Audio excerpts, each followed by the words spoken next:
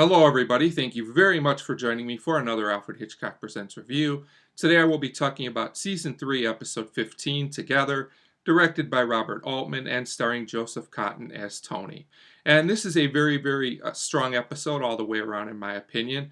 It's a pretty typical plot for Alfred Hitchcock Presents, but this episode is proof that just because a plot isn't that complex, it can still be very compelling when done well. The episode is very well directed, well acted, and there's a lot of good visual storytelling as well, in my opinion, and I do recommend this episode.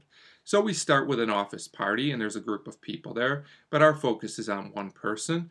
Her name is Shelley, and she goes into her boss's office because she wants to make a private phone call, and he's nice enough to let her do this.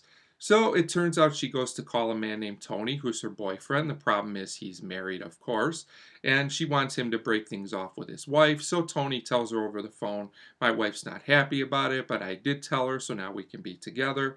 But Shelley seems a little bit skeptical, and soon after this we find out that she's right. It turns out that Tony is with his friend Charles here, and it turns out that he has not told his wife anything. He wants to stay married to her, because she has a lot of money, it turns out. So Tony definitely not the nicest guy ever in Alfred Hitchcock Presents, and we'll find out more about that very soon. So now Tony basically has a dilemma, and Charles says, if you never ever need any help, to call me, which will be important later on as well. So in the next scene, Tony goes to see Shelley in the office. The party is over. She's basically by herself in the office, and they talk about the situation, and Tony's trying to delay and buy time. You can tell Shelley won't go for this, and when she basically calls Tony's wife, Tony has to stop her, so he kills her, he does her in. Definitely not a very good thing to do. So at this point, Tony has the body, and he goes to unlock the door, but it turns out that he uses the, I think it's the wrong key, it looks like, or he just twists it wrong.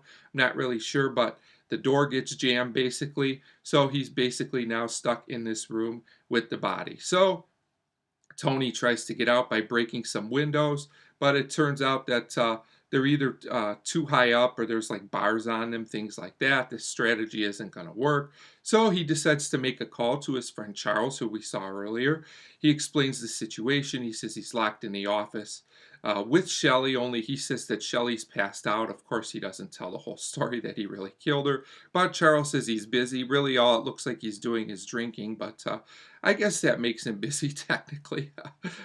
So later on in the episode, after Tony tries to get out again, he tries to retrieve the part of the key that's outside the door, but that doesn't work. Charles calls back, and he's definitely drunk at this point, and Tony asks him, when are you coming? But it seems like Charles has some visitors, and he soon forgets about the situation and leaves. He also leaves the phone off the hook, which is another bad situation for Tony. So Tony's still trying to get out as some more time passes. I think it's the next day, it appears to be. He gets the attention of a woman in the window across from him who's pretty freaked out by this at first, in a scene that was kind of humorous.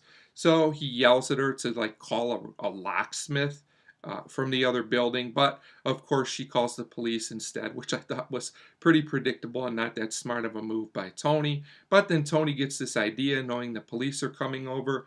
He looks at a picture of Shelley's boss and decides he's going to try and impersonate him, try and dress like him. I guess he looks a little bit like him. I guess this was kind of believable. It kind of works if you just go with it.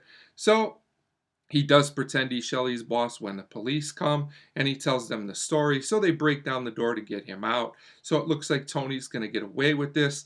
But when he's ready to leave, Charles comes by, finally, a little later than Tony would have liked.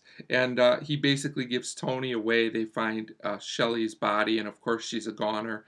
And things don't look like they're going to end too good for Tony either. Also, I just wanted to point out the Charles character does feel a little bit like a stereotype in this episode, a little bit like a plot device, but the character worked well within the context of the episode, so no big problem there. And I did think the episode could have had slightly more tension. I thought the build-up was kind of predictable in places. But overall, this is a very solid, put together episode, very well directed by Robert Altman and very well acted by Joseph Cotten, with a pretty solid ending as well. So overall, I'm going to give Together a 4 out of 5, and this is an episode that I highly recommend. I always appreciate episodes that can tell a good story through this type of visual storytelling. There's parts of this episode that don't have a lot of dialogue, and I always appreciate it when that works effectively.